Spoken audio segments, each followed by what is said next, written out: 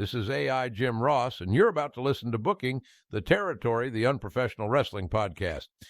This show is strictly for entertainment purposes only. Don't be a slapdick and get offended by anything on this show. And hey, slap nuts, if you do get offended, that's a you problem. Hi, everybody. This is Jim Cornette, pro wrestling legend, and you're listening to the Booking the Territory unprofessional wrestling podcast. This is the artist formerly known as Daryl Van Horn, James Mitchell, the Sinister Minister, and I'm here to let you know I would rather slam my cock in a car door than to miss the dulcet tones of Hard Body Harper, my illegitimate son, on Booking the Territory podcast. Woo, Messi, this is professional wrestler Jimmy Van, the Boogie Woogie Man. Tell my people, my brothers and sisters, don't you dare miss Booking the Territory. Oh, yeah. This is a one-man gang. You're listening to Booking the Territory Pro Wrestling Podcast.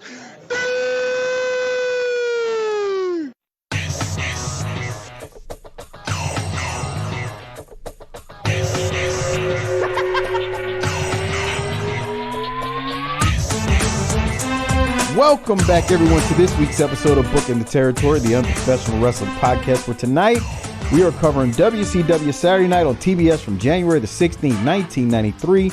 If you're listening to this on YouTube, please subscribe to the channel and hit the like button on the video. And lastly, make sure you type a few comments, 1 or 2 or 3 or 4, what you liked or didn't like about the episode. It makes Harper happy and it helps the channel grow. I don't care if you're trolling. Go ahead and type that in as well. Hey, it's all good. I'm sitting here with Mean Mike Crockett from the Wrestling Podcast About Nothing and Hard Body Harper. Doc will be back next week. He is traveling for work. This was scheduled for anybody who's curious. First off, let me throw to Crockett. How are you? Yeah. Mike, I just want to take a minute off the top to acknowledge the immense hardships that have been going on here on Booking the Territory. I know you've been dealing with the effects of COVID. Seems like you're feeling better, though. Glad you didn't die, yada, yada. Hard Body Harper is here also, and he's been suffering just as much, probably more, because he hasn't been able to watch Woody Woodpecker. That's Harper, right. How are things on your end? Well, first, I just want everyone to know for the BTT Army, Doc is in great health. Yes. And, I mean, I was with him yesterday, and he was running circles around me. So there is nothing to worry about. He's in good health. Don't ignore the fact that Crockett's been on here for like a month now. Don't look at that. Doc's in great health, and I guarantee you he'll be back. Oh, no. You just started a hell of a rumor. What? I'm just saying. I want to hear this from him. That's what I want. I want to hear this from Doc. Look, Doc's a patriot, and he's doing what's best for the BTT Army. Okay? Okay, you just started.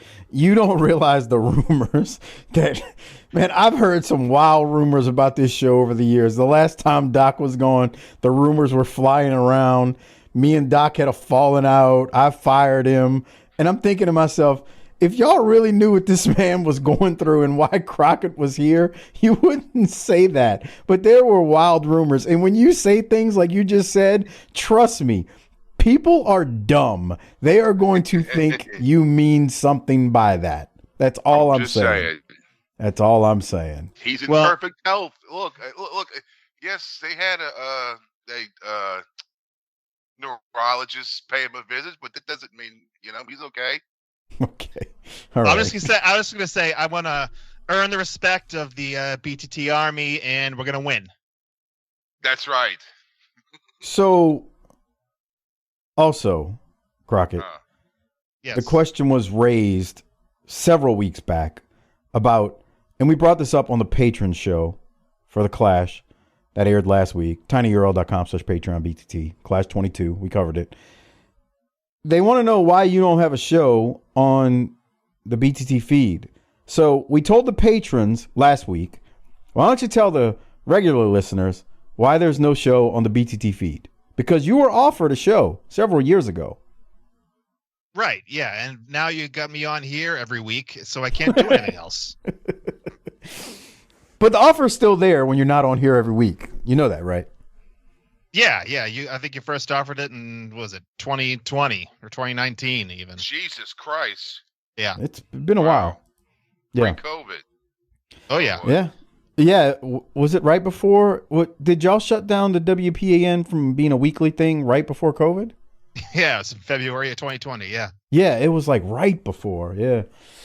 All right. Well, hey, real quick, before we get into the main events, because there's multiple main events of this week's episode, I want to give a shout out to Disrespectfully Classy, Marky Blassie, Mike Childers, Joe Eyes, good old Justin for the generous support on Patreon each and every month and being the biggest sponsors of this show. Also, shout out to Scott, new patron, Jason H, new annual Hall of Fame patron, and Ronnie B, new annual patron as well. Thanks to all of you for signing up and joining in on all that extra content that we pump out. You can also become a patron like them by going to tinyurl.com/Patreon BTT. It's the only place that you can not only watch us review, but listen to us review Clash of the Champions 22, which aired almost a week ago from the time this dropped. On that note, Crockett, we got some stuff we got to talk to Harper about. So do you want to bring it up or you want me to bring it up? Yeah, I just want to know, how was Saturday's episode of Police Academy, the animated series? Oh man, yeah, I sat there and watched that. You did. Yeah, on Saturday nights they do a thing called 80s animation, and it's the GoBots come on at 3 in the fucking morning, and you can't find that cartoon anywhere. It's not on YouTube. It's not streaming. And I'm thinking, damn, I can watch the GoBots, but dude. It's like 1 in the morning. I said, fuck Leader 1 and Sight Kill and these motherfuckers. I'm not staying up to watch this shit. I was like, yo, and then like Mr. T comes on at 4 in the morning right after it. You need a digital recorder, man, for that TV. Yeah, that's what I was going to do with Tiffany. Is like, hey, bought that antenna. And you're not, and I'm like, yeah, I know. It's not that important. I mean, the Mr. T cartoon comes on Tubi. So let's go backwards. Let's go backwards. When did the switch get flipped? When did you actually get to Me Toons? Midnight. It was like New Year's. I was looking at the clock and it was like 11:58, 11:59. I was like, bam, there we go. I switched it. I was like, oh my God, Speed Racer's on. They didn't bullshit me. Here it is. And then like all weekend, bro, it was just an onslaught. It stayed on that damn channel all fucking weekend, bro. I watched, I watched everything. I mean, you fucking name it. It stayed on that bitch all day. Underdog, Bullwinkle, the Josie and the Pussycats, which I realized it's just Scooby-Doo just fucking repackaged. Same voices and fucking everything. Who's the dog? They don't have a dog. Oh, all right. But I mean, that's the only difference. But like, it's they got a guy that looks just like Shaggy and it's the same voice and everything. It's Casey Kasem? Right, yeah. And it's like, but like he's dressed like a guy for the 70s with the bell-bottom jeans and all that. And say, what the? I watched all that shit, bro. I watched it all. So I watched the Jetsons, Flintstones, those old Bugs Bunny cartoons that are freaking awesome. Scooby-Doo. I got my Scooby-Doo fix. And then what's awesome is they have Scooby-Doo cartoons on there that's fucking not on Tubi. So I'm seeing something that I can't just find somewhere else. And then, get this shit. Yes. In September, we're listening. They're doing a whole fucking revamp. Meaning what? Which means they're gonna ship some out, some cartoons, and they're gonna bring some shit in. They're bringing in fucking Super Friends, bro. It's like the territories, man. You ship a talent out, send it to another territory, and bring a new talent in, man. They got you figured out, bro. They're gonna have you, dude. They're gonna have you missing college football this season. College football, what, man? Screw that. Me Toons, bruh. Yeah, they got. Well, that's what the guy said was that they're gonna pull some stuff out, take it out, put it back because you got to miss it. I'm like, dude, this is like wrestling. Wait, what guy? Yo, I watched this YouTube video where they got some guy. He interviews the guy from Me Toons that like started all this, and Your hero? yeah, and he said, bruh, the Super Friends are coming in fucking September, bruh. Remember that shit, bruh? Oh yeah. Oh, that was some good shit, bruh. Good there's fucking like 10 different iterations. Oh yeah, dude, that cartoon lasted about 10 years. It's crazy. Because I remember watching it like after school, like the old reruns, and then Saturday mornings they would show new ones. With like what the hell, like Firestar and Cyborg and all the newer heroes. But yeah, that pops up. I watched Peter Potamus. I haven't seen that. Peter Potamus. He was one of the Hanna-Barbera characters. He's a hippo that's got like a safari hat on. And let's see what else. I watched Top Cat. That was cool. Is the one tip top Top Cat. Hey TC, hey. And then they got bruh, they got in fucking Adam Ant, and they're already shipping him out, and he's gonna get replaced with the Secret Squirrel or something like that. Oh yeah, I remember Secret Squirrel. Yeah, with the two stupid dogs. So fucking Adam Ant's already fucking rolling out. It's like, you motherfuckers, bro. Because that's where because like Precious Pup comes on. Precious Pup is part of that block.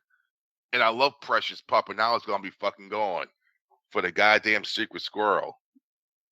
Isn't Secret Squirrel, isn't that probably a little problematic? Doesn't he have like some sort of like Asian stereotype going on? Some of them do, yeah.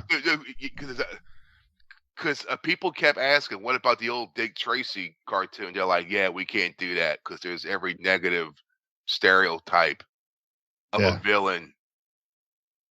And they said that, and they said the same thing about some of the old Mr. Magoo cartoons. I watched those too. Oh, really?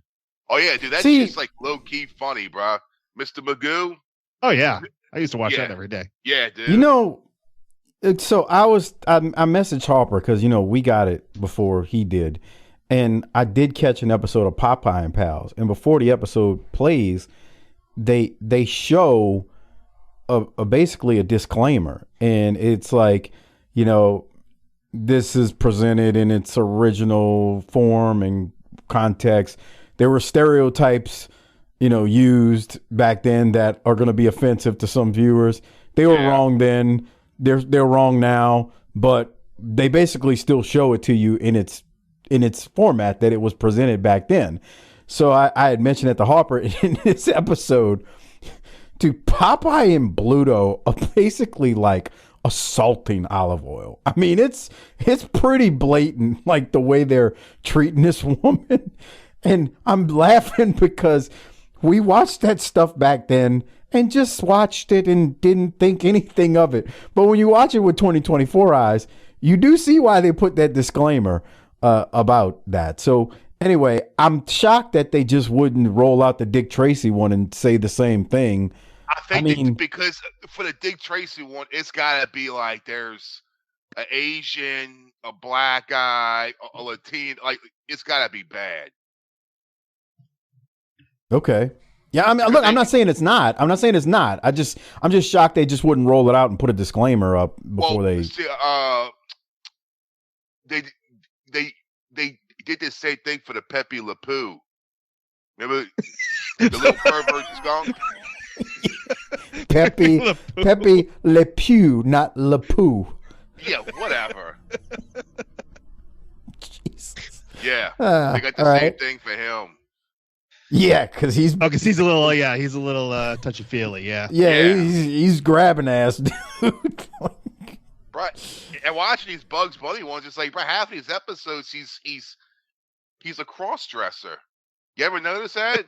Yeah, dude, I say that all the time about the stuff that used to come on TV back then. Like, everybody who works themselves into a shoot these days, right? 20 years ago, you were watching stuff and didn't think nothing about it. Now you're worked into a shoot over everything. And I don't want to go down that path, but like, it's kind of true. Like, there was all kind of stuff on TV like that.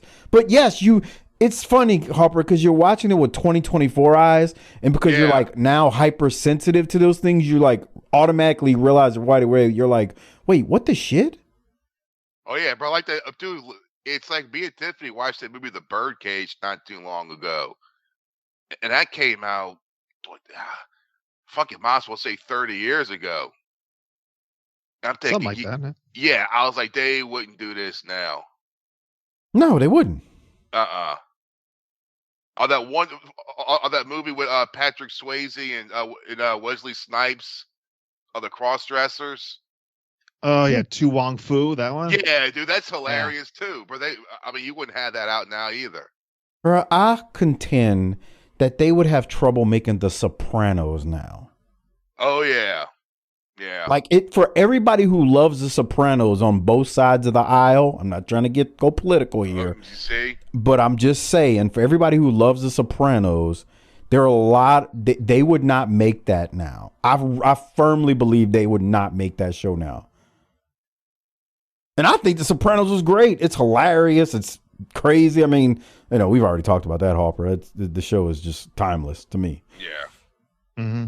But yeah, those cartoons. So what else did you watch, Harper? What other? I mean, you basically. So it sounds like you had it on from Friday night at midnight through now. It's probably on in the background right now, right? No, because it's on the antenna that's in the other room. Oh, a bummer. Yeah, right, yeah, because I'm not having all these goddamn antennas all over the place like an asshole. but yeah. But when you see during prime time, it's the heavy hitters. Oh yeah. It's the Jetsons, the Flintstones, the Bugs Bunnies. Those aren't going anywhere. Like that's their main eventers. That's what puts asses in seats. Right, but they added Yogi Bear. That's what I'm talking about. I watched one cartoon called Yogi's Space Race. I don't remember that at all when I was a kid. If I saw it, I probably would remember it. I don't know, bro. It sounds familiar. I was like, when the fuck did this happen? It's like the Wacky Racers, but I guess it was the late 70s when like Star Wars was really super huge, taking over. So it was a Yogi Space Race where they're in space, like racing for whatever the fuck they're trying to win. That's true, brother. They never explain, okay, so what do you win? I mean, what's the prize for going through all this shit? Is Dungeons and Dragons on there? No. Okay. See, the problem is cartoons like that, bro. You deal with Dungeons and Dragons. Who owns that now? Yeah, I don't. Yeah, that's a good question. I don't have any idea. That's like someone put on that Facebook group. They're like, man, I want to see the Muppet Babies on here. I said, bro, you got a better chance of seeing porn on this channel than you do the Muppet Babies, because Disney owns the Muppets and they don't even have those cartoons on air because they can't, because it's in this like legal hell. Because is it like, they used to use like clips from movies and stuff, and the Indiana Jones. There's the Universal Studio Monsters. That's true. Yeah, so it's like a legal shit show, and that's why like even Disney Channel, which owns it, they can't even show it. Bro, people would just break the rules back then and put it on TV. It was the Wild West. I think it was made by Steven Spielberg, wasn't it? And so he was boys with George Lucas. So he's like, yeah, throw Star Wars and Indiana Jones. Yeah, but fuck it, bro. That it is like, I mean, like, it's like someone's like, oh, where's the Care Bears of fucking My Little Pony? It's like, bro, they can't afford that, bro. That's fucking Hasbro. that owns that shit. God, I'd love to see Dungeons and Dragons. Yeah, but I used to always wonder, like, are they gonna get out? Yep. Are they gonna make it out, bro? I would Bruh. watch every episode thinking, this is when they make it out. You know how Harper, hold on, let's tie it back to wrestling. You know how we always talk about that moment when Zeus comes in the ring and Hogan wraps the chair around his head and he just no-sells it. It's like he got hit with a nuclear bomb and nothing happened. And we're like, oh my God, how are they going to deal with this? And the hook is just set. You got to keep watching because you're like, Jesus Christ, like you buy it hook, line, and sinker. We've had that discussion a million times. That was Dungeons and Dragons. Like we watched that dumb shit every Saturday morning thinking, is this the morning they're going to make it out? Story. They're stuck in this world. Right. Are they going to make it out? This is going to be the Saturday when they make it out. Knowing good and goddamn well they were never making it out. But we kept watching. A thing called, it was called Sattercade, I think it was called, where it was a block of cartoons that came on Saturday mornings based off of video games. That sounds familiar. There was a Q-Bert and a Frogger cartoon and a Yeah, I Donkey remember Kong. Well, they eventually did a Donkey Kong Jr. one where, because remember, like in a video game, Donkey Kong Jr. is trying to save his dad from Mario. Yep. So the whole cartoon, it's Donkey Kong Jr. and this kid chasing after Mario, trying to get his dad because he's got his dad stuck in a cage or whatever. And every episode, it would end where like he almost gets him. And I'm always like, bruh, does he ever save his fucking dad? Does he ever save fucking Donkey Kong? I watched every episode thinking, okay, this is it, bruh. This is when they finally save him. Nope. I'm sure it never happened because they never, like, especially with shows like that, you never know like when they're gonna end, when they're just gonna pull it. So it's never like, oh, this is gonna be the last episode. It's always just like, yeah, this is done. That and a Pirates of the Dark of Dark Water. Remember that? Yeah. Like the 90s. Yeah. Oh. I vaguely remember that one. I forget the story. He was trying to find his dad or something. And I can't remember if he ever found his fucking dad.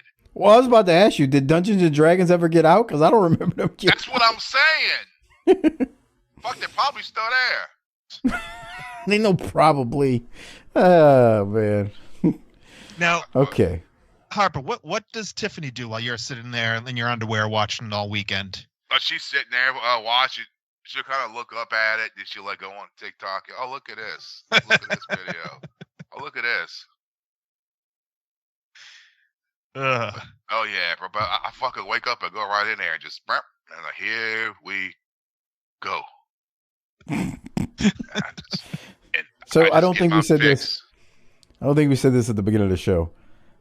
The text didn't come through to me, but I based on Doc sending you an email or a message talking about congrats on Me Toons, Harper.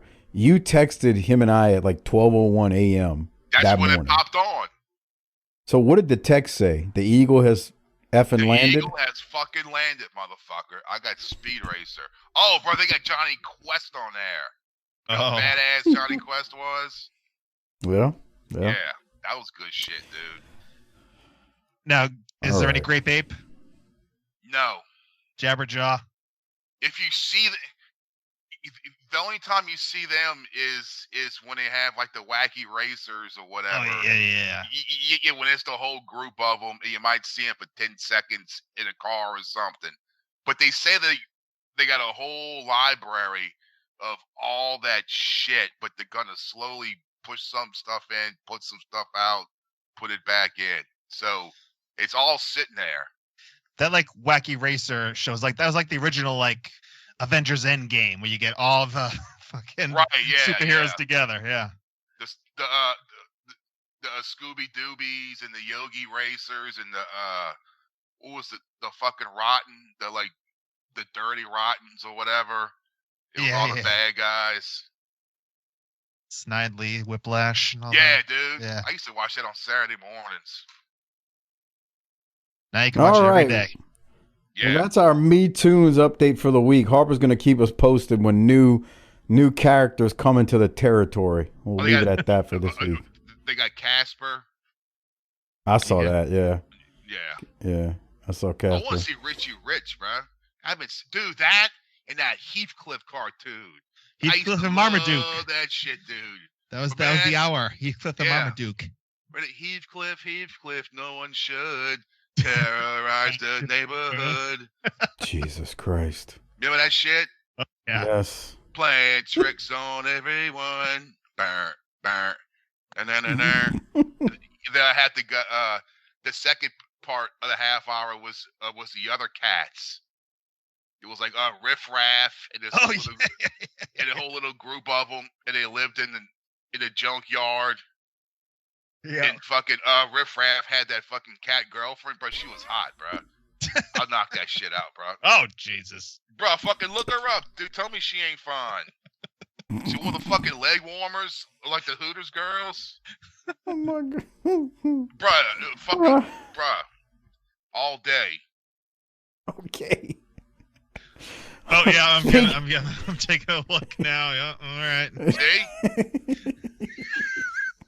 Don't you look I hot? can't believe Doc is missing all this gold right now. You just picture like a Riff Raff's girlfriend, like in the convertible, like Cavalier, and going to the Gap and shit. Mungo, yeah, that's the big guy. Yeah. Yeah. Fucking listening like Bananarama or something. All right, let's talk about some wrestling. Sure. You sure? Yeah, we can interject in some more Me Toons if it hits Harper along the way. But for now, we'll get started on January the 16th, 1993, WCW Saturday Night on TBS. The episode was taped January the 11th of 93. So it was taped before the Clash. So this is the first half of the taping from that episode. Now, the show starts, we see a bracket of the U.S. title tournament that we saw there, and we're going to get an update from Bill Watts. Crockett, before I go to Bill Watts and giving this update, you got any thoughts on the bracket or anything from the very short opening? I want to acknowledge something just that I saw online, that the day before this episode aired on January 15th, Paulie Dangerously was officially fired by WCW by a letter faxed to him by Bill Watts. So that's kind of a tentpole moment where he ends up going to ECW and taking that over. So yeah, it all happened the day before this episode aired. And you talked about before the whole reason behind it with the hotel and very strange stuff. The reason for his firing, the reason that Watts gave for his firing. Was that the original reason, or that was just bullshit? It seems. I mean, that's his reason. It seems like it's bullshit. What do you think, Mike? I think it's hard to trust anything that Paul Lee would say, but also Bill Watts is also a tyrant. So I don't know if I really trust him in many ways, because this is the same guy who, in the angle at Halloween Havoc, when Paul Lee and Medusa shot that angle and Medusa went off on Paul Lee, Bill Watts went to, or told both of them in the meeting, great, I got a CUNT and a effing JEW who stole the show. And so I say all that to say Watts already didn't like Paul Lee, so he's gonna look for any reason to want to out him at that point. I mean, I know that was a few months ago, but we played the audio from when Medusa was on Arn's show and talked about that. And Watts is mad at them because they went out there and did their job. No, Bill, maybe you should have booked a better show to where the manager and a valet didn't steal your show. That was the argument that we made. So I don't know. Like, I don't listen to Erik Watts was on some shoot interview, and he talks about that whole ticket thing, and he kind of made it sound like everybody was, like it wasn't just a Paul Lee thing. With the plane ticket, you mean? Yeah, where you go back and you put it back. Yeah. And yeah. And you basically back then when you had the paper plane ticket, if you returned it, it was as good as cash. And yeah, I mean, see, that's the other thing. Like Paul, it's one of those things where they catch who they want to catch and discipline who they want to discipline. So yeah. I could believe that. I could believe that. I think a big thing about it too is reading more into it. He was earning more than $200,000 a year, and he was listed as a TBS employee rather than an independent contractor. He was like one of the only people who was, not an in-ring talent, but a personality on the shows that was an employee rather than a contractor. So, oh shit, dude, he could have been getting insurance and dental. He did. That's good money in 19. I mean, that's good money now, much less than 93. Jesus Christ. So yeah, okay. I think that's probably the main reason where he was like, he's not worth the money. He's just a manager. So yeah, I'm not saying that, Harper. I'm saying that's what Bill Watts thought. Nice. Well, y'all are kind of in the same boat. One of y'all's a referee, one of y'all's a manager. So, yeah, and I guarantee y'all got paid the same amount. Y'all got paid. I got a referee and a manager, and I guarantee y'all got paid the same amount as me every time on a show. We did more though. We were out there more than once. Right. Okay. Tell him. Yeah. Yeah. Okay. Sure. Jesus, that's hot water right there. But okay. Yeah, right. No, good. So, all right. Good stuff on Paul E right there. I say good stuff, but yeah, there you go. All right. On that note, let's go to an update from Bill Watts. Watts has something to say about Rick Rude and this U.S. title situation, and also the U.S. title or the final tonight, and then something about Erik Watts. Let's go to that now. Here it is. With the Vice President of Wrestling Operations for WCW, Cowboy Bill Watts. And Bill, I know you've got some major news to tell us about here at the beginning of our broadcast. Well, Jim, it's great. Right now we got a great crowd, and it's almost deafening. But you're right. We started a top contender tournament for the U.S. title to see who would wrestle Rick Rude. But then he was injured. And his doctor's given us a report that it'll probably be the 1st of March before he's able to come back. He had not defended that title since November the 14th. Therefore, under the rules we've set in, we're going to strip him of the U.S. title. So the match tonight between Dustin Rhodes and Rick Steamboat will be for the U.S. Championship. It won't be for the top contender. It'll be for the U.S. Championship. Bill, also, we know that your son Erik has had a little controversy surrounding him as well. What are your thoughts on that situation? Well, as I told you when I first heard that, and I talked to Erik, he is my son, and we're also best friends. And he told me that it wasn't true, and I believed him. However, since he is my son, he catches a lot of flack, and he has to go the extra mile. I suspended him until we investigated it. And let's let everybody at home see what our investigation has revealed, and then they can be the judge. But right now, you got a great event. Let's hook them up. Thank you very much, Cowboy Bill Watts. And so, fans, there you hear it. The matchup involving Ricky Steamboat and Dustin Rhodes will be for the United States Heavyweight Championship. You'll see it right here in the broadcast. We've got 6-man tag action for you to kick it off. Let's go up to Tony Gillum. All right, Crockett, thoughts on the Rick Rude situation with the U.S. title? Now that being a final tonight with Steamboat and Rhodes, not just a final, but for the title, and then Watts talking about his son Erik Watts. Any thoughts? Well, first of all, you bring up the video and you see Bill Watts right away, and you're like, Jesus Christ, this guy's got to get his FaceTime he's got to get his catchphrase, hook him up every week. And I had to go look up, when does this guy's life implode? And February 10th is when he's fired, and I looked it up. Yes. There's 6 episodes left of Bill Watts, folks. Let's start a countdown. 6 episodes until Bill Watts is dead and buried in WCW. I didn't want to give the exact date, but I've been saying it for a while. Like, it's coming. Yeah, but in terms of the whole, it makes sense. They were doing the contenders tournament, and now Rick Rude's not going to be back in time, so let's give the guy who wins the title. The Erik Watts thing, we talked about this on the Clash, which is available on Patreon. They talk about it, and they don't. Later on in this episode, we'll actually see what happened, but it's very vague. They start talking about Erik Watts and all this stuff, but it'll be kind of brought to light later on. But at this point, it's kind of like, what the hell are they talking about? Yeah, because we've got teased, like Watts was suspended at the Clash. Again, you can hear us review at tinyurl.com/Patreon BTT. And then we now get this update from Watts about it, and we'll see footage later regarding whatever this incident is.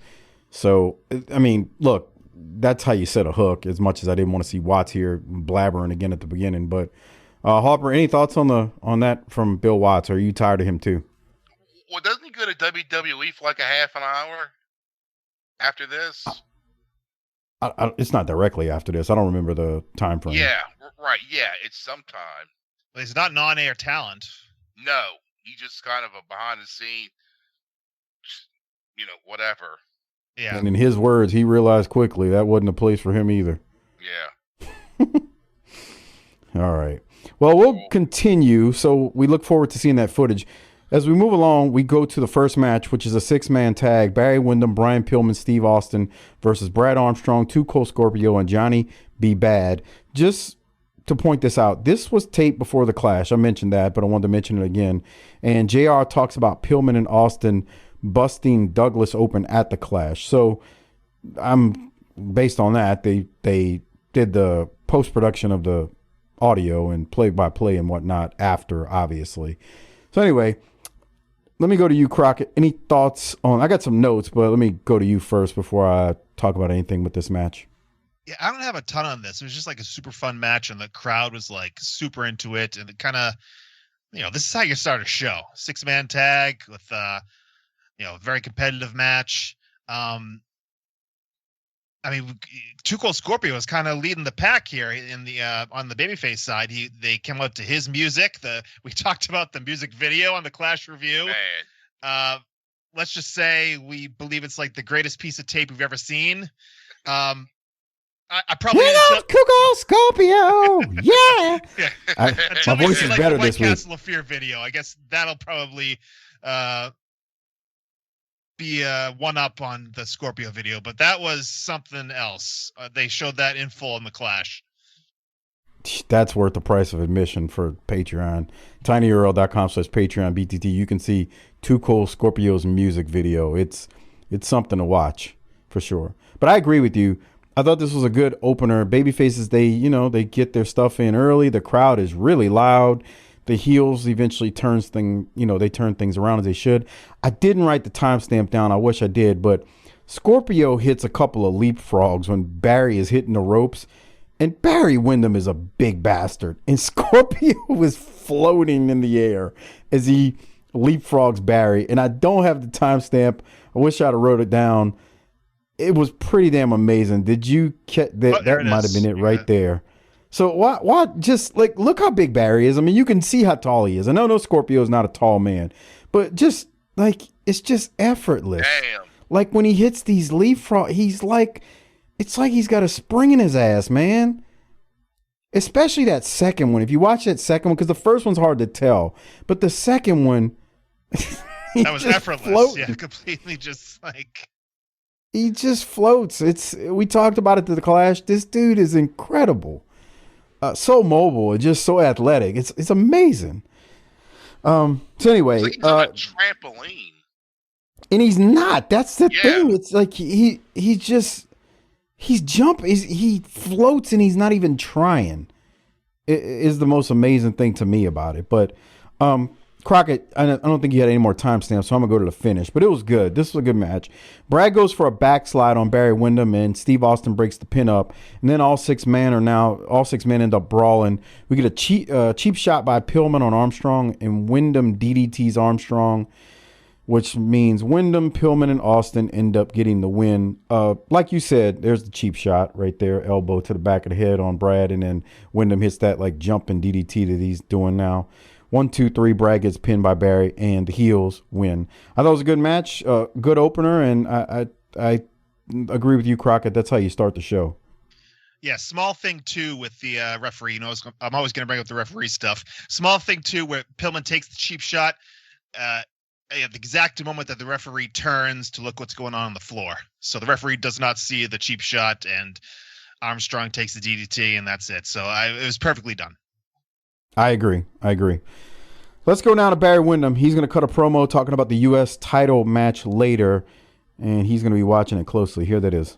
You know, Barry, I have to ask you, after what we heard from Mr. Bill Watts in regards to the U.S. title, I want to get your reaction because your two rivals, Dustin Rhodes and Ricky Steamboat, are going for the gold. Well, first of all, there's what happens when you have partners that you can count on that'll stand behind you 100%. Dustin Rhodes and Rick Steamboat both let me down and cost me the World Tag Team Championships. Rick Steamboat got in the tournament for one thing, and Steamboat, you're gonna get your due. Dustin Rhodes, you don't have your old man to wipe your snotty nose, and you don't have me watching your back. So what are you gonna do? Steamboat's gonna kick your tail, son. That's what's gonna happen. But I tell you what, I'm gonna be watching with great interest because you never know what might happen. Thought it was a good promo right there from Barry. What are your thoughts, Crockett? No, yeah, he's severely underrated, especially in this time period, for his promo ability. He's holding up his end and then some when it comes to promos in this era. Anything from you, Harper? That was good, man. Barry's all. I love Barry. I say this all the time. I love heel Barry. Heel It's a shame Barry this is great. didn't carry over to the WWE after this.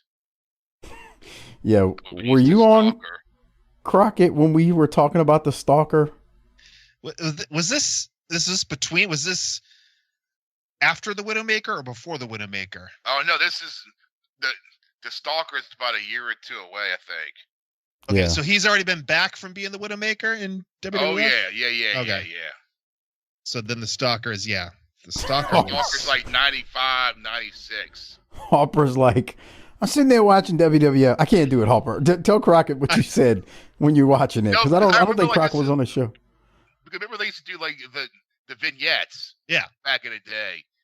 Well, they did one for him, and he's in the camo, and his face is painted camo, and he's up in a tree or something. Right. And he's like Like I'm a the swamp. Stalker. yeah. He's like, I'm the Stalker.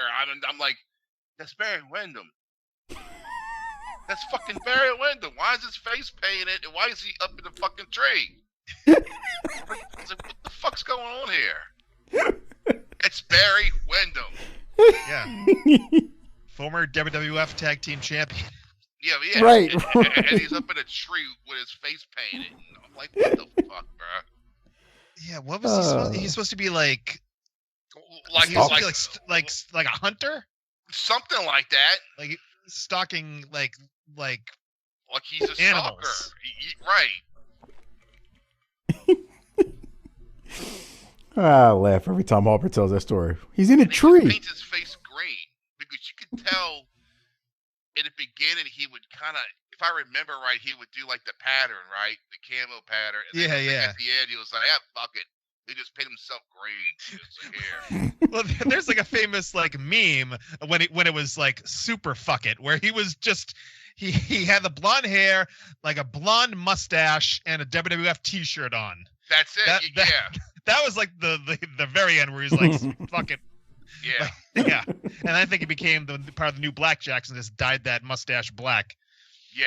I remember seeing him live at a house show. It's crazy. All right, Harper. Well, here's some things that are going to make you angry. So first, JR and Larry talk about Vader challenging Sting at Super Brawl 3. They then throw the footage of Vader making the challenge, but that footage is not on this copy. If you were to watch this copy, this is from the network, it's cut off. But then we see a clip of Vader. The first clip we see of Vader in the White Castle of Fear. Now, if you're watching this on YouTube, I may need to edit this out because of the audio playing in the background, but I'm going to play it. But if it gets clipped out and you don't hear it and you're listening on YouTube, that's why. Here it is. Stinger! February 21st, we have a date with destiny. Super Brawl 3, the game becomes reality. Vader invites you to my White Castle of Fear for a Super Brawl party. The challenge is presented for you to play a game. I know you like a good time. I know you like challenges, and I know that you like living on the edge. So take my dare, accept my invitation. Come to the White Castle of Fear and play Vader's game! Oh, just wait. These video packages about the White Castle of Fear are going to get even worse, which is sad because it is a great match that these two end up having at Super Bowl, which we'll cover on Patreon. In a freezer right now. That I got Do in you? my favorite grocery store. Yeah. The little burgers. Yeah. What'd you think of that little video package right there with Vader challenging Sting to his White Castle of Fear? I mean, what the fuck's that supposed to be flying around him? Snow. Yeah, I want to know. Oh, that's. Because they're gonna go. You're gonna see some video packages where they go to Vader's mountain lair in Colorado or whatever, and Sting is gonna fly in on a helicopter. It's so hokey. It's ridiculous. I thought someone had to call the Mosquito Man. No, that's supposed to be Snow. I thought that was pretty obvious. I don't know, because I mean, White Castle to me, I think of the little hamburgers. Like, for real. I just want to know who pops in my head. That's like the castle. It's like the Castle Burgers of Fear, Mike. Okay. Yeah, there was a lot of jokes like that in the newsletters back at this time. You know, you got a guy like Vader, his size, and the talking about the White Castle. So you have a lot of those jokes happening. But I want to know who the guy was off camera, like holding the pillow full of feathers in front of the big fan. Yeah, I don't know. Oh man, I got no thoughts. Super Brawl, we got February. What's the date on it? About a month away. It's about a month away. Yeah, a little more than a month. It's a great match. They have a great match. Like, it's fantastic. I don't want to poo-poo the match at all. But the vignettes and video packages that they're going to air between now and then with this White Castle Fear, it's hokey. Oh my God, it's so hokey. Yeah, this is the beginning of this period where they did these cinematic things before these pay-per-view matches. They ran this into the ground for a number of months. And it probably cost an arm and a fucking leg. Yes, yeah, that made zero money. Yeah. Well, like I said, the match ends up being great. I don't know the buy rate on the pay-per-view, but the match ends up being fantastic. Probably not enough to pay for the fucking production. Well, now we're gonna have to figure out now if you just prefer. If they rented a helicopter, just think of how much that costs right there. Right. Oh, that's true. That wouldn't be cheap. Helicopter. Fuck no. We had borrowed from CNN. I don't know if they had a helicopter. Oh, that's true. Maybe so. Oh boy. I just want to know. We can find out later whether you guys would prefer do-rag Vader or fur coat Vader. I guess you guys can get into that when he debuts the big coat. I like the original mask Vader when he wore the traditional wrestling mask. Oh yeah. You're not talking about the helmet and shoulder pad. You're talking about the mask. Yeah, when he had the mask. Yeah, I like that too. Well, Vader, after that vignette, defeats Ken Dixon pretty easily. Crockett, did you have anything from it when he power bombs him? No, it was pretty short. And then the emasculation of Ron Simmons continues because we have a promo. I'm not going to play it. I'll talk through it. But Teddy Long is interviewing Ron Simmons, and Teddy asks Ron what is in store for 1993. And Ron Simmons should have said nothing. This idiot Bill Watts is screwing me left and right because he's an asshole. But Ron Simmons takes the high road and says, anything I want. I'm used to being a winner, and I will do whatever it is to get the title back around my waist. But Ron has the look on his face of, boy, I am not happy right now. Look at that face he's making. He is a defeated man. Yeah, he's just going through the motions. Okay, what do y'all want me to do? Okay. It's like on the verge of tears. Yeah. Pin me, pay me, bro. Yeah. It's pin me, pay me right there at that point. But yeah. Well, speaking of things that are interesting, even though Ron Simmons there is uninterested in what's going on. Let's go to this footage now. We got Tony Schiavone. He's with Erik Watts. And I'm going to hit play, and the three of us can react to it on the other side. We've been waiting to see this. Here it is. Welcome back to WCW Saturday Night. Standing here with Erik Watts. Erik, I want to talk about the altercation between you and Arn Anderson in Charlotte, North Carolina that happened recently at a gas station. And, sometimes some things can get blown out of proportion.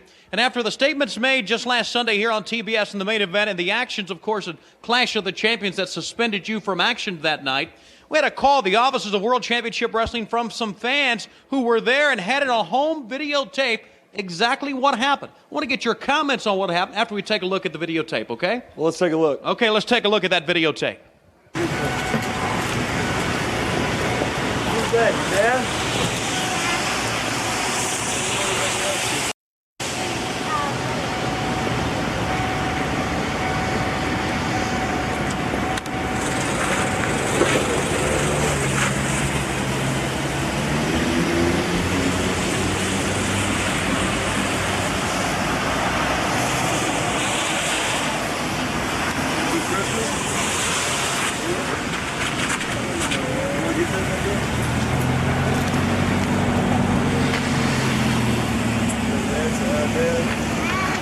Hey, Blair. Give him a big kiss, Blair. Ask him if you can give him a kiss.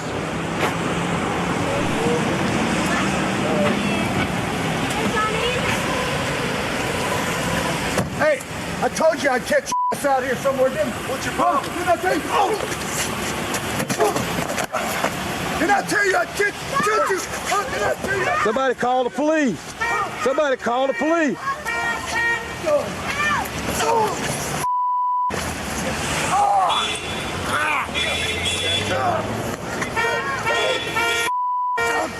I told you what I tell you.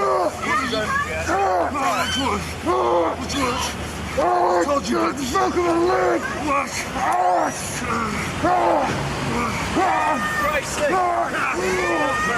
Here's the police.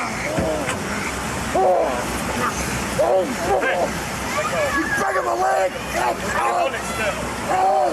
your problem? Big snoop.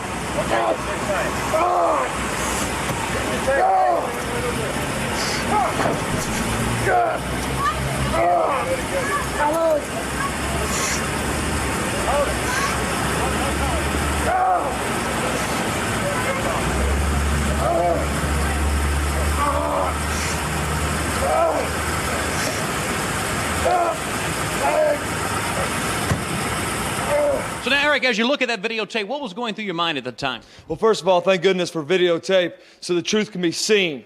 What's going through my mind is that Arn Anderson made a point that he'd come at me anywhere, anytime.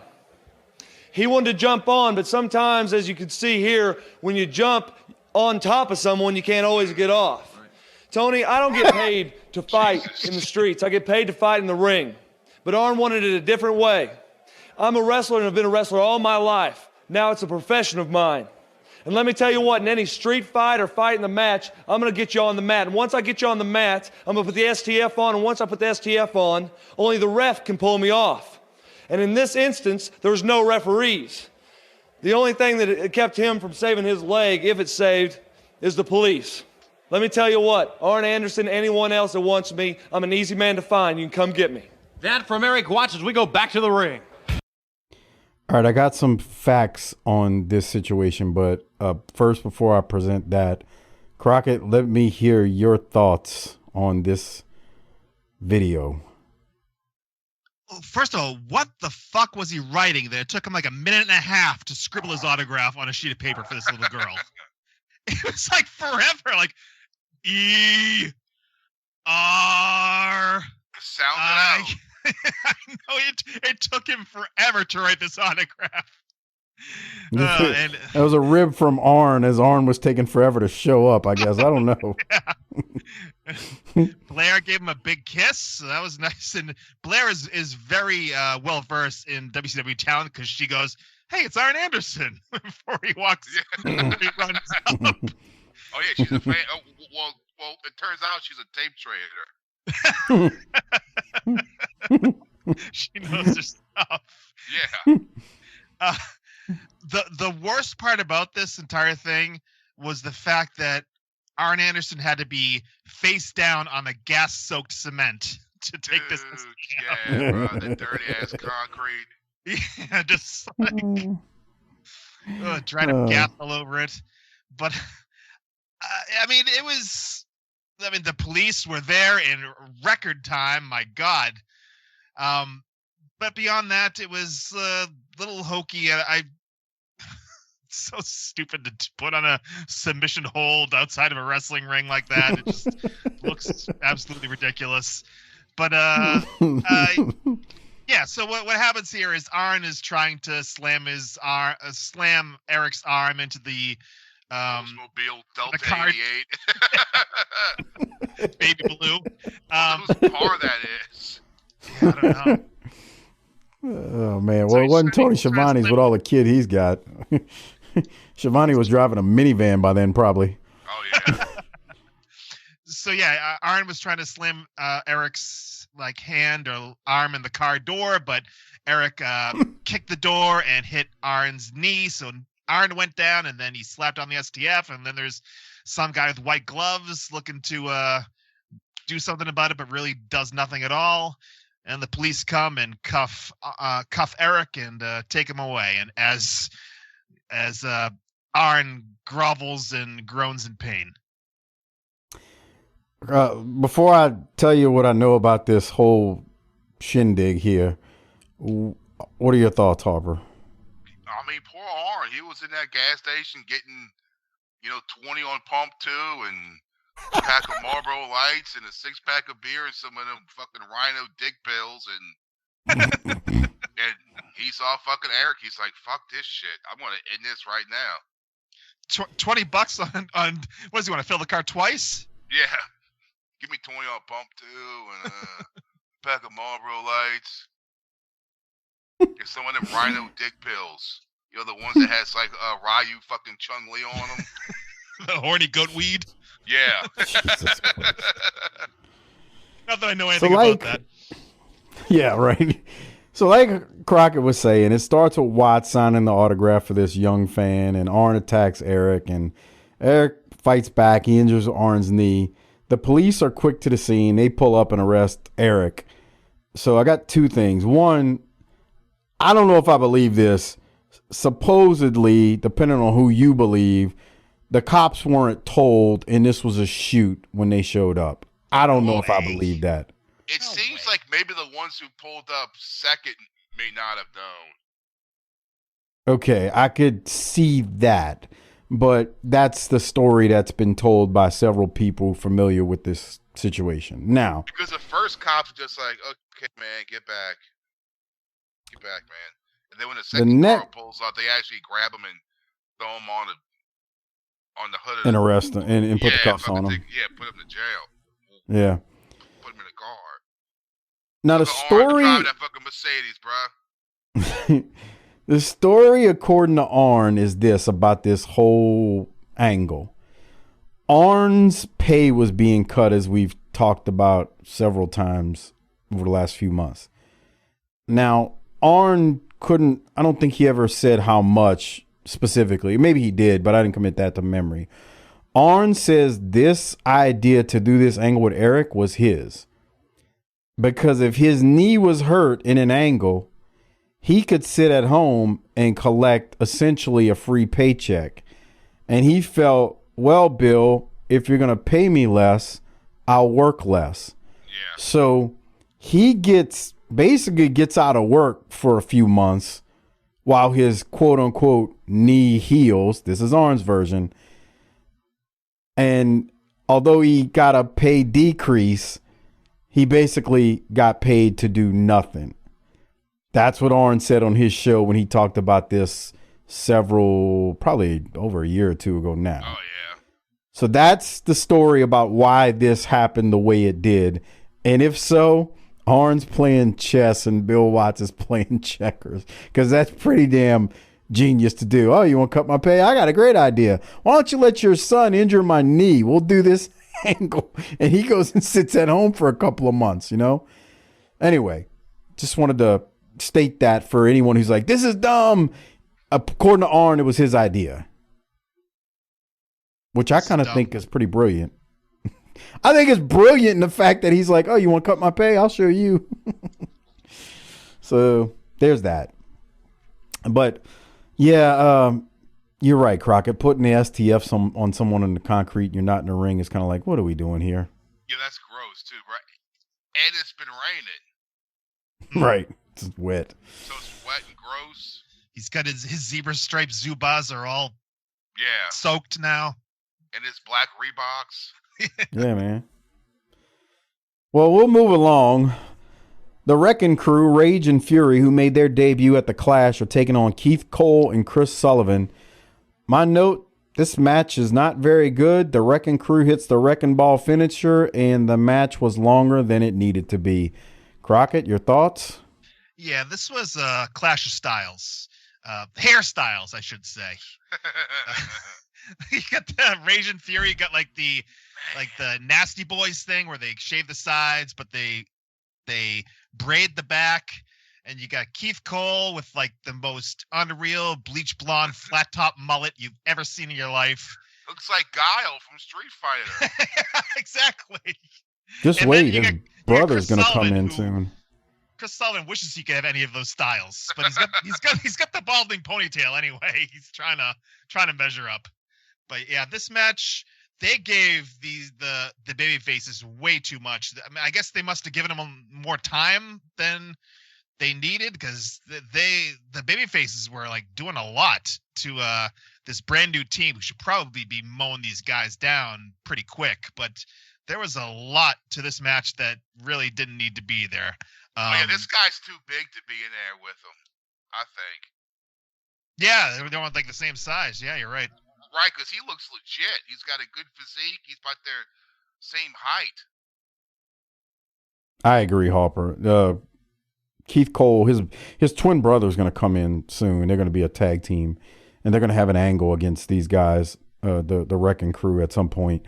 Oh, so they're going to do something with him then. I'm not saying it's good or great, but yes, they're going to do something with him. But I do agree, like for this, it's like he's bigger than the quote-unquote Wrecking Crew guys, and it just looks weird. And then you got Chris Sullivan. He does. And then you got Chris Sullivan, who looks like either a high school math or biology teacher with the hairdo he's got going on. Yeah, he's like a former porn star who decided to go behind the camera. Okay, suck his dick now. Okay. Oh, Jesus Christ. Okay, now look up. Okay. Look up. Okay, there's the camera. Look up at the camera. There you go. Perfect. Any other thoughts, Crockett, on this match? No, just like you said, it was too long, and Wrecking Crew wins. From there, we go to Dustin Rhodes, who cuts a very quick 30-second promo. He calls Steamboat a friend, but says that Steamboat better be on top of his game because I'm going to be on top of mine in this final for the main event of this episode. So there was that. Did you have anything from it? It was very quick. No, just that he called him Pal instead of Pally. I think he finally gave up on trying to get Pally over. Yeah, that disappointed me. I like Pally. And whenever they say Pally on this show, that buffoon and moron Jaworski wanks off because he loves that term, Pally. Well, I'm glad I got to say it. Yeah. Whatever. No, I'm kidding. He is a buffoon, but you know how it goes. All right, Super Brawl 3 Control Center with Jim Ross. He throws to a replay of the King of Cable final at Starrcade 92 when Sting won. We do know that Vader and Sting will battle at Super Brawl, and then they show another replay of Vader beating Simmons for the title. Boy, we're just going to keep rubbing in that Simmons is just, I don't want to say being buried, but the treatment is just, what are we doing? Like, why do we keep bringing this up? I mean, it's over. Like, I don't know. It makes no sense. And then JR mentions the Rock and Roll Express being in action too.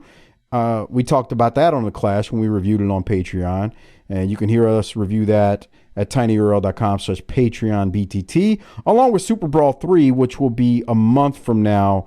It took place on February 21st of 93 as well. So Check that out. tinyurl.com/Patreon BTT for Clash 22.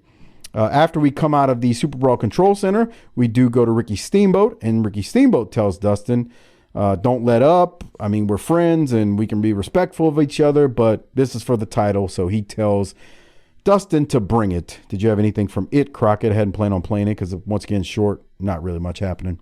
No, there's nothing here. Then we go to something that just drove me up a wall during this era, and it's Max Payne who's walking out to the ring. Oh, boy, I forgot about him. Yeah, man, trust me, it's a good thing you forgot about. And I will, for the life of me, never understand why they kept pushing this guy. It was not entertaining at all. It was boring. Rick Savage. I don't really have anything from this. It's less than a minute. Payne wins.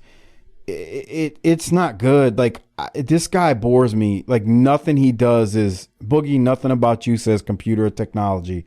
Crockett, your thoughts? I just want to know what Harper thinks of his gear.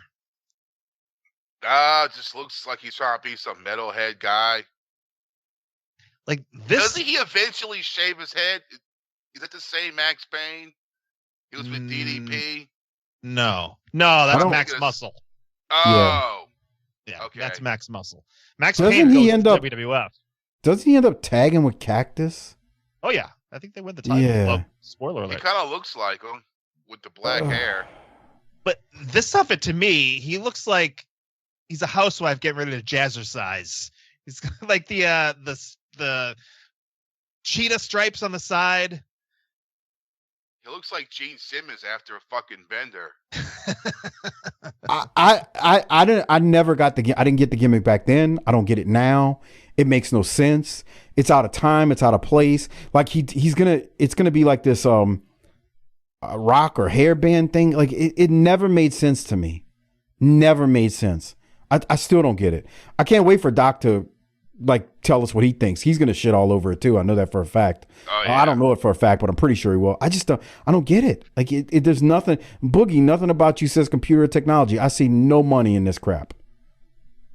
Yeah, I mean, I think they found a decent place for him with Cactus. You'll probably see down the line, but there's just not a lot. I don't know what exactly they saw in him, but they saw it. I guess he's a bigger guy. I don't know. He's got the funny like Alice Cooper hair, but I don't know. Yeah. Mystery. I totally agree. And a mystery. Well, feed my Frankenstein. Larry Zbyszko. Hungry for love, and it's lunchtime. Larry Zbyszko did say this guy looks like he combs his hair with a hand grenade. That's nice. Then we go to Vinny Vegas, and I know we talked about this last week, but I gotta play it here. Here it is. I'm standing here with Vinny Vegas. Vinny, it's a widely known fact now that you've been challenging Van Hammer to an arm wrestling, or as you say, a barroom style arm wrestling contest. Has there been any response yet from Van Hammer? You know, Larry, no, there has not. The guy's got to be a coward. Hey, with the point of sounding a little redundant, hey, Hammer, you beat me one time, I take it, but you beat me with your right arm. The Big Vin man is a lefty. Barroom style, I'll beat you anywhere. You know, injuries, they happen. I think you're dodging me. Hey, babe, don't make me have to get a couple of my friends come out to your house and drag you out here. You know what I'm saying? I'm trying to be a man about this. The Vin man's gonna put you down, Hammer, any place, anytime. Well, we heard from Vinny Vegas. We'll see if we get a response from Van Hammer. We'll be right back after this. Okay, I said this last week. This was funny, but his Dollar Tree Sopranos accent is gone for sure, and he's not trying as hard. But this was funny. To me, it's like the accent's back. It's like he turned it back up again. I don't know. Turned it down, and now it's back up again. Hey, how you doing? Like it seemed like it was. There's more of a hint of it than there was at the Clash. Well, that's true. I think I agree with that. Oh God, Harper, any thoughts? No. No, nothing. Jim Ross and Larry Zbyszko throw to a replay of Cactus being attacked by Orndorff and Vader and Race from the January 10th, 93 episode on the main event. We did discuss this on the Clash review on Patreon, tinyurl.com/PatreonBTT. Then we see the finish from the Clash with Cactus, and they cut to Cactus cutting a promo after that. So for those who aren't patrons, Cactus ran in during the Thunder Cage match, used some bolt cutters, got in the ring, cleared the ring, ends up winning for his team. And I guess it was all right. We talked about it on Patreon, tinyurl.com/PatreonBTT. You can listen to us review it there. I didn't have anything from Cactus's promo from this episode. Did you, Crockett? No, not much. People might be confused just because so much has happened since the last Saturday night. You talked about it, like last week's Saturday night episode was taped like a month beforehand, and the main event show that aired the day after this was newer, so they had all the angles leading up to the Clash on that show, including all this Cactus stuff. So if you hadn't watched the main event and you tune into the Clash, you're like, what the hell's going on with Cactus Jack? And people who who aren't patrons probably saying the same thing right now. But yeah, it all happened on the main event, which was just before the Clash, a few days before the Clash. Yeah, basically January 10th on the main event, Cactus turned babyface. Yeah. And then they played the clip during the Clash of Cactus turning babyface, and then Cactus ends up being involved in the main event at the Clash as a babyface. So yeah, you're right. It wouldn't have made any sense whatsoever if you're just watching Saturday night. And part of it's because everything was taped up until the Clash well before all of that happened. So they had to shoot something from the main event that would make it make sense of what they were doing at the Clash. So yeah, if you missed the Clash and only watched Saturday night, you're like, what the hell's going on here? So it's a real good synopsis of that. From there, after Cactus's promo, Jim Ross and Larry Zbyszko throw the footage of Smoky Mountain Wrestling with the Rock and Roll Express taking on the Heavenly Bodies from Freedom Hall in Johnson City, with Dutch Mantell and Les Thatcher calling the action. Boy, that brings back lots of memories of us reviewing this. I know for a fact we reviewed this on that show.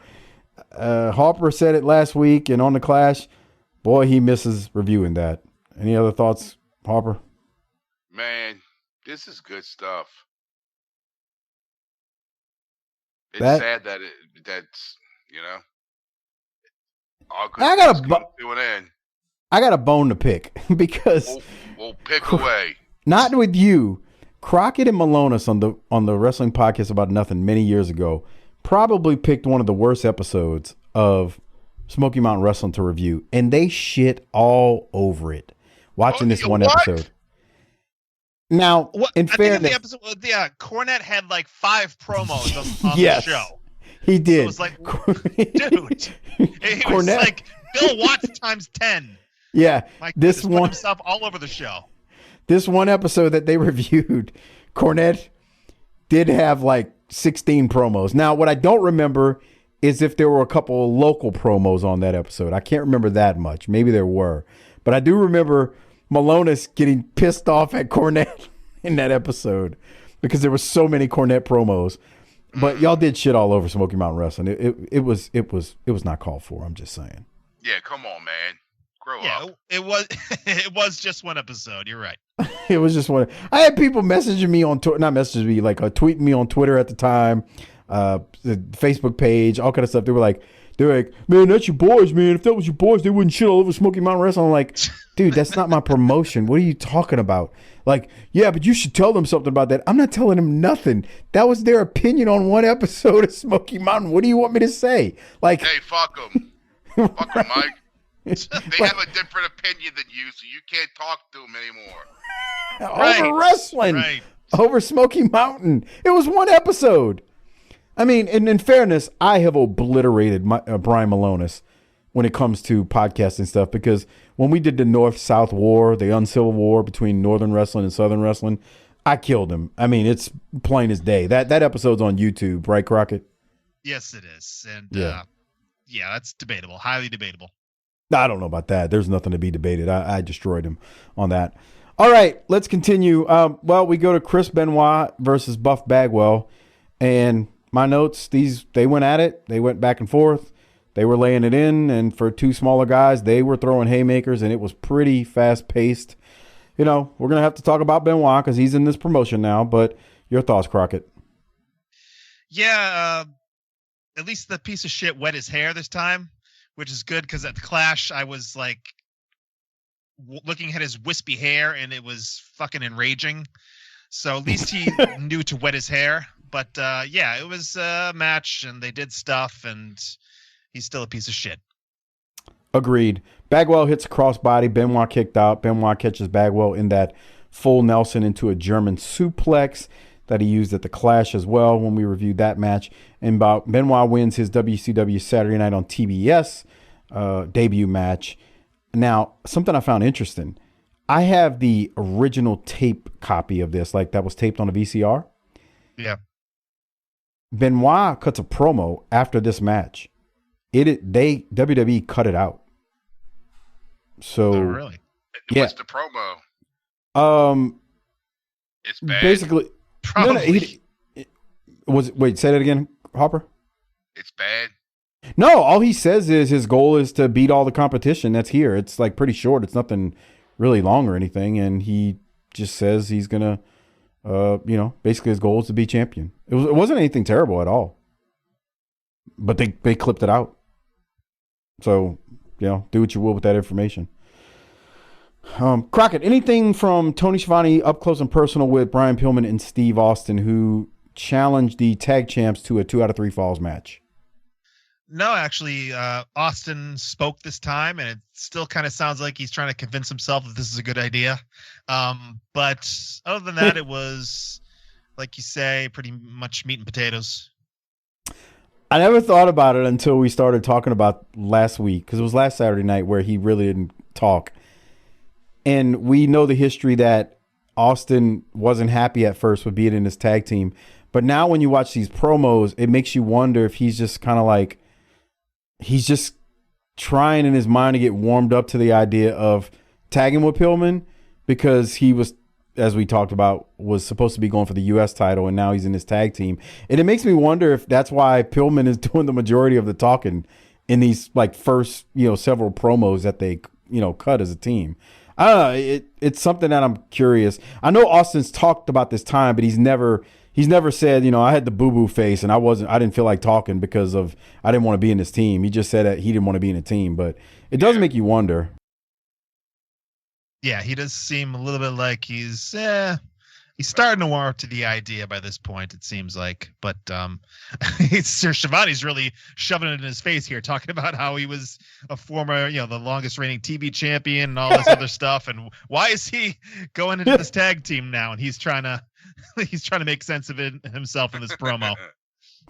That's a good point. Schiavone shoves the mic in his face so he don't have a choice. But I don't know. It is interesting just to think about it retrospectively. All right, so it is meat and potatoes, though. We continue along, and we're going to go to Cactus Jack versus Paul Orndorff. And boy, these two are going at it from the time the bell rings. And Orndorff is selling his ass off for Cactus. Let me go to you, Crockett. I do have a couple of timestamps, one at 56:40 and one at 59 that I was going to play. But what do you have before I go to those? Yeah, I have one that's after those ones. Just, Cactus is trying really hard, taking some dumb bumps he probably shouldn't have. But yeah, let's go to your timestamps. Well, we know Cactus is going to bump. So here's the first one. Cactus is on the apron, and Orndorff knees him, and of course Cactus takes a spill. Now that's mild for Cactus. He just falls onto the floor on his hip, but my hip still screams whenever I see something like that. There was a bit of a thud when you hear the audio from it, so that was one of them. And did you say you had one after 59? Yeah. All right, so let me go to 59. And let me say, Orndorff is really selling his ass off for Cactus. And I need to point that out because Paul Orndorff is Paul Orndorff. He is a star. And for him to come in here, and I know Cactus is not a nobody, but for him to just, sell his ass off for Cactus, to me, says a lot. Cactus is going to miss Orndorff, and he flies over the top rope at the corner and, of course, takes another spill on a simple face bump on the floor as he flips over the top rope. So I thought that was real good. Which one did you have? You said you had another one. Well, I have 103.45. Not involving anything these guys do. Well, it kind of does. Nick Patrick gets involved inadvertently. Right there. You could tell it wasn't planned because he didn't sell it at all. No, I think he should at least double over and come out the corner and So what happens is Nick Patrick is basically in the corner, reprimanding the guys, and Orndorff suddenly grabs Cactus by the waistband and pulls him into the corner where Nick Patrick happens to be. Orndorff didn't know he was there, so Cactus basically inadvertently shoulder tackles Nick Patrick in the gut, he's standing in the corner, and Nick Patrick just kind of walks out of the corner and completely no-sells it. At that point, I think you have to at least double over and take a second, but he doesn't, just completely ignores that whole thing happened. You figured Nick Patrick, being a former wrestler, would sell it just on instinct, but he didn't even keel over anything. He's just all right, let me get out the way. Yeah, it was crazy. Well, from there we go, almost right after that, we go to the finish. So Cactus has basically got Orndorff on the run, and Orndorff is bumping. Cactus drops an elbow, and then he goes to pin Orndorff, and Vader hits the ring, which means Nick Patrick is going to call for the bell. There is a "We Want Sting" chant as Orndorff and Vader beat down Cactus. Barbarian comes out to help Cactus, and Barbarian lariats Vader over the top rope, and we go to commercial. That also might confuse people if all they've seen is Saturday Night, because Barbarian was jumped by Vader and Orndorff and Barry Windham and Harley Race as he was kicked off of their team moments before their match at the Clash that was in the Thunder Cage. So, yeah, that's why Barbarian came out and ended up helping Cactus, because these guys turned on him at the Clash, which, again, you wouldn't have seen unless you were watching the Clash or listened to our review of it. Yeah. Anyway, thoughts on the finish, Crockett? Harper? Watch what? There you go. Oh, okay. Are you on? Never mind. I'm sitting here watching it. Okay. I just said, I was just wondering if you had any thoughts on the finish. No, I'm cool. Okay. Is Me Toons on? No. I'm kidding. Sure not watching the snorks. Someone said they got this app. It's called IOTV, and it has it on there. Uh-oh. I can't tell. IO or is this 10?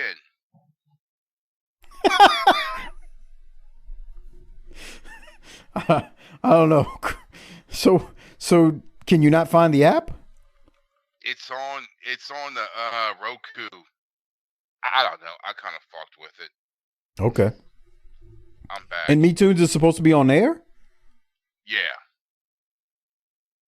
Well, you don't need it. You got it through the antenna now. You got to get you a digital. You got to get you a digital recorder though, man, so you can record that shit. I guess, bro. Tell Tiffany, mind her business, all right? And you got this. I might go buy one on fucking Amazon. That's what I'm talking about. It just be slick with it. She's like, "What's that?" I don't know. Something I found in the trash. Yeah, I found this shit at fucking Goodwill. Scuff it up a little bit. I was walking through a dollar store, man. I saw it in the electronics section, so I was like, "Oh yeah, I'll take it." Yeah, just scuff it up a little bit. All right, let's go to the main event of this week's show. It's Ricky Steamboat versus Dustin Rhodes. This is for the United States heavyweight title, and these two are going to have a basic wrestling match where they fight fair, no underhanded tactics at all, lots of arm bars, mat work. Doesn't really get cooked until the end when they do several false finishes, but I don't want to jump too far ahead. Let me go to Crockett. What do you have from it? Well, you've talked about it, but the Ricky Steamboat song, Ricky Steamboat the Dragon. He loves his wife and his kids. He doesn't go out drinking and comes home drunk. Do we need to hear it? He eats his dinner and then just goes to bed Do we need... watches Johnny Carson. Sounds like we need to get a little bit of that audio here. So here it is. It may get edited off of YouTube if it's clipped off and you don't hear it. That's why. Here it is. Ladies and gentlemen, the following contest is set for one fall or TV time remaining. It is for the United States Heavyweight title. Introducing first from Charlotte, North Carolina, weighing in at 241 pounds, Ricky the Dragon Steamboat. Welcome back, ladies and gentlemen, to WCW Saturday Night. Jim Ross and Larry Zbyszko back with you. This match originally scheduled to be for the finals of the Top Contenders Tournament for the U.S. title, but early in the broadcast, because he has failed to defend the title since November 14th, Ravishing Rick Rude has been stripped of the United States Heavyweight Championships, so this one will be for the gold. All right, I just wanted to make sure we all got a bit of that. He's still with the same girl. No, he's not. I think he's divorced twice after this. I think so, yeah. It's like sounds like a song from like an 80s movie, like The Karate Kid or something. Right, yeah. For real, dude. During the montage. Yeah. Oh, boy. That shit? That's what I want to know. I want to know. Crockett told us. Who? Crockett went over it, didn't you? Or maybe it was Doc. I don't remember. Probably Doc. I want to know who fucking wrote this and fucking hit them up.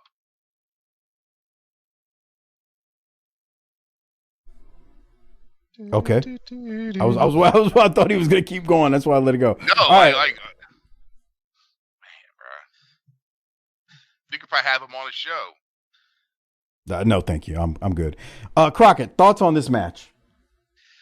Yeah, like you said, it's a pretty basic match. Lots of arm stuff. Then they do some abdominal stretch stuff. Then more arm stuff. You know, they build to a spot and then settle it back down again with go back to the arm bar. But yeah, the two big things were they kicked out of each other's finishers. He hit the Bulldog, Dustin did, and Ricky kicked out. And same thing with the crossbody off the top by Ricky, and Dustin kicked out. And that was not something that happened every day as it does now in 2024. You don't kick out of your finishers every match twice on Sundays. This is kind of a rare thing. So it was, a pretty big high spot for the time. But I had something at 120 even right before this, right before they go into the Bulldog and the crossbody. What does Ricky go for an eye poke here? Let me see. At 120, like right after he gets up, I think after the Bulldog. Like inadvertently went for an eye poke, like just on instinct. I don't know what he was going for. It looks like he's attempting it. Like I don't know what is happening here. Oh yeah. I think he really meant to poke him. It did look like that. Yeah. What an asshole. See, look, he is a heel. Oh boy. Okay. Maybe he doesn't go home to the same woman every night. Okay. That song just drives Harper up a wall. What an asshole. Steamboat, it's a suplex, then a crossbody, but Rhodes kicks out. The ref gets bumped when Steamboat runs into him accidentally. Both guys then go flying over the top rope, and that's when the action starts. Wyndham comes out, and he DDTs Steamboat on the concrete floor. The ref and Rhodes don't even see what happened, which I thought was pretty cool because it's kind of like keeps the both babyfaces. Like Dustin just doesn't see it. The ref doesn't see it. So the ref wakes up and the ref starts making a 10 count, and Steamboat's still knocked out on the floor and gets counted out to 10. So Dustin is going to win the U.S. title. But I thought, to me, this is a good way to do it. What do you think, Crockett? Yeah, I mean, I liked the idea of it. It's a little weird that he wins the tournament by count out and gets the title. So it's bullshit. It's a little strange. Like after all this time doing this whole tournament and it ends in a count out, and yeah, he's awarded the title, which seems to go against everything that we know about wrestling. Maybe. Why are you talking about it like it's real? No, I'm kidding. God damn it. Titles do not change hands from countouts or disqualifications. Everyone knows that. Hey, it's Bill Watts. He can change the rules when he wants. And it's a tournament. It's a tournament. So maybe that is how it works in a tournament. No, fuck that. But I mean, if you think about it, the tournament is the winner of the tournament wins the title, and he won the tournament. So you can see both arguments, I think. No bullshit. There's only one. This is stupid. Okay. You got to pin him. All right. Well, we know Harper's not happy with this, even though Dustin is now the U.S. champion. We do come back from commercial, and they show a replay of Wyndham, DDT, and Steamboat on the floor, which obviously caused the 10 count on Steamboat. So Dustin said, I had no idea, and I need to talk to Ricky. He needs to talk to Steamboat now. I don't know what he needs to talk about. I mean, is he going to apologize? I don't know. But Jim Ross and Larry Zbyszko basically wrap up the show as we go off air. So I guess based on the way they present this, more to come on this situation because Dustin's not really happy about winning the title in this fashion. And that's how the episode wraps up. That's the noble thing to do as a babyface, though. You goddamn right. Yeah, he was very noble. All right, on that note, we need to rate it and hand out the Rolex. Before we do so, a reminder, the only way to listen to the Clash 22, is by going to tinyurl.com/PatreonBTT. Great way to support the show, but not only support the show, you get tons of extra content, including the video versions of these, Clash of the Champions that we do, all the pay-per-views we do, Super Brawl 3 will be on there, the NWA Power Shows with the JV Goon Squad, the ECW Extreme Cast with the JV Goon Squad is available there as well, along with the World Class shows with Lance and myself, all available on Patreon, tinyurl.com/PatreonBTT. 400 plus Patreon exclusive shows are available there. Crockett, I'm going to go to you first. Time to rate it and hand out the Toot Toot Award. What are you going to rate this one? Well, you got, 3 or 4 featured matches. Squashes, for the most part, were kind of short. Main event, slightly underwhelming. You get your babyface versus babyface. A lot of arm bars and such. I think I've given everything a B in my entire run here. I'll give this one a B as well. Why break tradition? All right. Crockett, I'm sorry. Harper, what are you going to give it? I'll give it a C+. I'm not giving it a B. Come on. Wow. All right. Well, you don't have to be salty about it. I'm going to give it a B, like Crockett did. I thought it was fine. You say copycat asshole. Okay. Give it a B+ then. That's going to make you mad too? Oh, yeah, that's fucking stupid. Okay, see, there we go. This guy's never satisfied. All right. So from there, let's hand out the Toot Toot Award. Who gets your Toot Toot Award? Crockett. Man, I guess I'll have to give it to Cactus just for,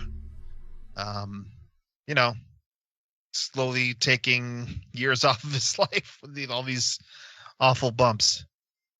Cactus is great, man. I mean, that was just really, really good stuff with Orndorff. And, I kind of want to give it to Orndorff because, I don't know, man. It just means something to me when you see him basically put Cactus over. I mean, I know he didn't put him over, but just the way he was bumping. I mean, Orndorff was very given to Cactus in that match. So I want to give it to Cactus, but I think I'm going to give it to Orndorff this week. What about you, Harper? Who gets it? I give mine a double A for having have his face shoved in that concrete in front of a gas station. Oh, boy. All right, I hear you there. So double A gets it. All right, before we wrap up the show, a word from AI Jim Ross. Harper is crying broke after AI Bill Watts fined him $69,000 and banned the Coyote. And we keep hearing that you all want Harper to answer questions on the main show. Harper is ready to take your questions. Grab a pen and paper because here comes some directions. If you want your question or questions answered, first send Harper $5 per question to his PayPal at cc30388cc@yahoo.com. After you send Harper that sweet, sweet cheddar, email your question or questions to Chris Harper, 16wildcat@gmail.com. That's wildcat with a K, and BookingTheTerritory@gmail.com. Also, make sure you state in your email what your name is and what your PayPal address is that you sent the money from. Remember, one question per $5. Kids, get your parents' permission before sending your cheddar and emailing your questions.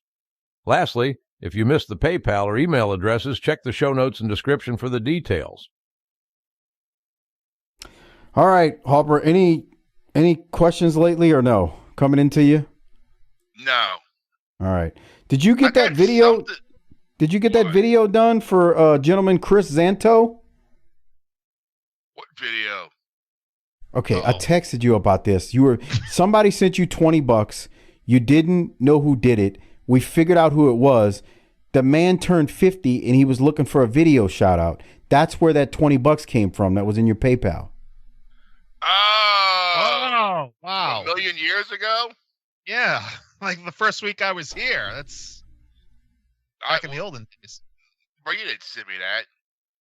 Okay, I did send it to you, but now you want to play crazy. Wait. Let's see. Bullshit.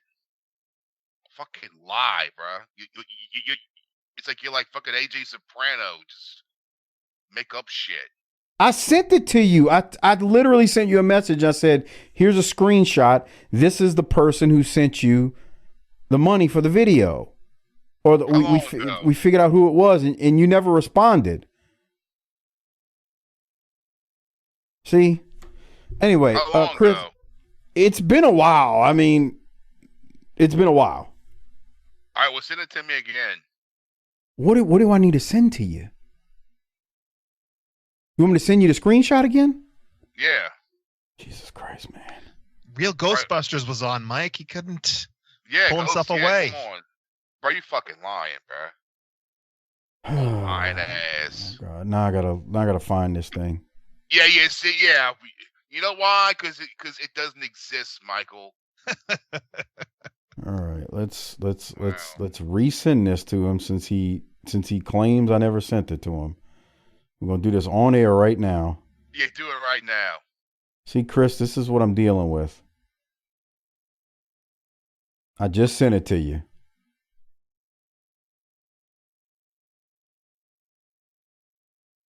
Just sent it to you.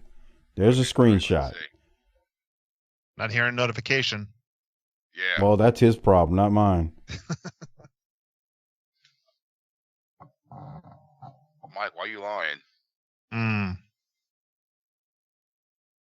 Got the right number? Yeah, nothing's coming there. You have him blocked? No. I sent it to him. He got it. He's full of bullshit. No, dude, I'm not going to sit here and do this for the next 30 minutes. I literally just sent it to you. So maybe it's taking forever to come through. We got something I sent you like 14 minutes ago. Yeah, but I sent you a screenshot of the the DM I got. For real, nothing came through for real. Okay, well maybe the bandwidth is acting crazy in my house right now. I don't know, but I'll make sure you get it. If I got to email it to you, if I got to show it to you this Saturday when I see you, I will make sure you get it. But yes, gentleman Chris Zanto is the one who sent it, and he said he sent it a few months ago. He literally said, my eyes are bad. I obviously forgot about it, probably was high at the time. I did forget to leave my PayPal address. Again, if you find the pending payment, that was mine. And that was it. So please have him send me a video wishing me a 50th birthday. Anyway, so the man turned 50 and he was looking for a video. All right. Well, you got to send it to me first. Okay. Chris, I'll make sure he gets it. For real. I realize that. I'm not going to continue on at this point. All right. Oh, shit. Might have saved for 51 at this point. Crockett, before we get out of here, any thoughts? What's going on with the WPAN? Oh, who knows? I was just looking something up.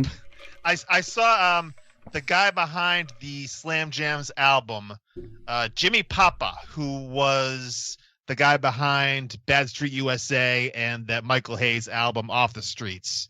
So he was the guy who wrote songs like A Man Called Sting and Don't Step to Ron. I'm sure the Family Man song as well. So man, he's the guy to blame. Asshole.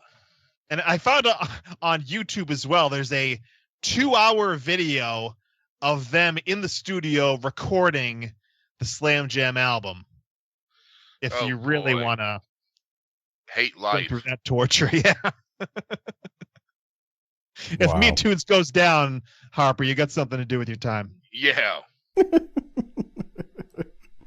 Oh boy. All right. Well, on that note, we do need to review that album.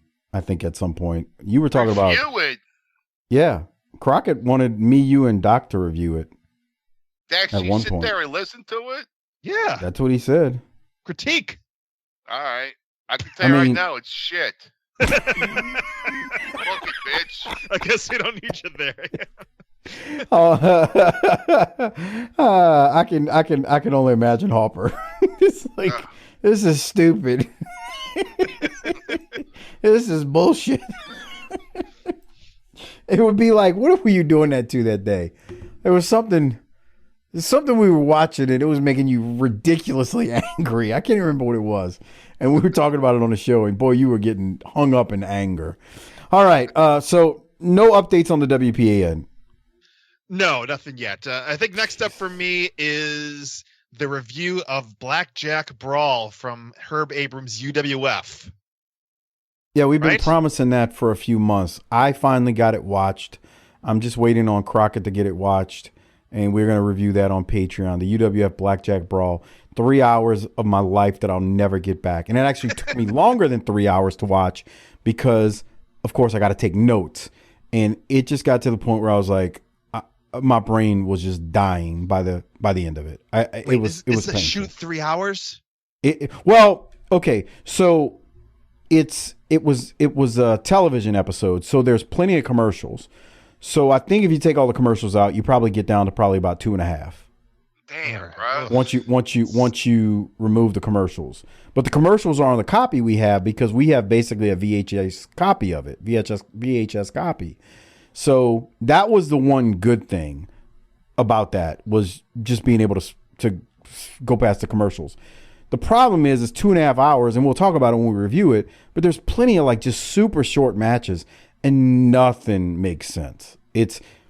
We'll talk about it. There's like every single match is a title match. They're making up titles that night. Like there's got to be 5 inaugural title matches. Like the belt was created for the event. Herb Abrams, I think according to Cactus Jack, is higher than Giraffe Ass. Like I don't know how much powder he was snorting, but he was snorting. Like according to the people behind the scenes. Now I don't know that for a fact, but Herbie is out of control. There's a match. Here's a teaser. There's a match between little people. Herb Abrams gets in the ring after to interview the little person who won. And John Tolos, who was one of the commentators, goes, "Look, this guy's as tall as Herbie." So, I mean, it's so stupid. Like, there's so much dumb stuff that it's worth reviewing, but it's 3 hours I'll never get back. Thanks, Crockett. We'll see if it measures up to Heroes of Wrestling. That's our bar right now for how bad is the show. Does it reach the awfulness of Heroes of Wrestling? I think we're going to be chasing that dragon for the rest of time as we go on this quest to watch the worst events we can think of. Yeah. You're just torturing yourselves for your enjoyment on Patreon. Yeah. Look, I can't hate watch, bro. I can't do it. No, I'm the same way. That's why I gave up on AEW. Like, I'm not trying to take a shot at AEW, but that's why I gave up on it. I can't. I've said this a million times. I'll say it again. I can't do what Cornette does. Like I don't listen to it, But the fact that he still reviews that and hate watches it, I will never understand. Like, my time's too valuable. Money talks, bro. Money talks, but it gets to a point where it's like, this is not fun. Mike, do you really enjoy your job? Who enjoys their job? This is an open channel. When, like, this is an open channel, sir. Like, people like, oh, God, my job sucks. Everyone's job sucks. Bro, there's people. What makes you so special, bro? There's people. Doc and I have said this over the years. Throughout my career, I've known people who, when the weekend's over and they go into work on a Monday, are like, oh my God, it's great. I had a great weekend. Couldn't wait to get back to it. Blah, blah, blah, blah, blah. And I look at those people and I'm like, you are mentally ill. Yeah, dude. Oh, God. Bro. Bro. Do you know? Wait to get back to work. Yeah, okay. Do you know how much fun I have on the weekends, even when I'm doing absolutely nothing? Yeah. How awful does life at home have to be for right. work life to be fantastic? Are you like in like an abusive relationship and it's how you get away? That's what I always say.